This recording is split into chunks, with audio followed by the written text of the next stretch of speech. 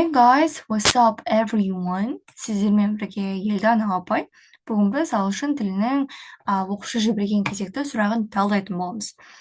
Бұл жерде біз noun suffix system табуымыз керекпіз, яғни зат есімге жалғанатын жұрнақтар. Suffix деген бұл жұрнақ.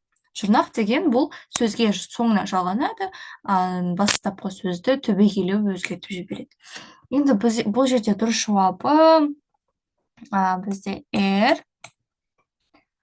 sheep және and болады. Қалғандары бізде қате.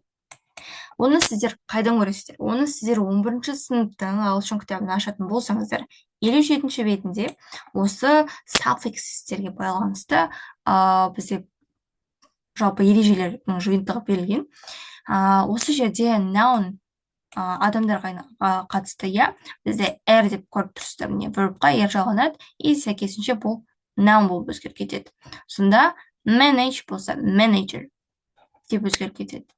Invent, inventor. Burglar.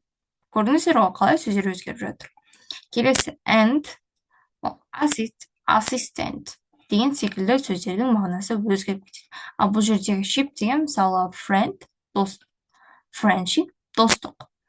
Қарасаңыздар, сөздің мағынасы түбегейлі өзгеріп кетіп жатыр, достық деген екеуі жалпы екі түрлі ұғым ғой.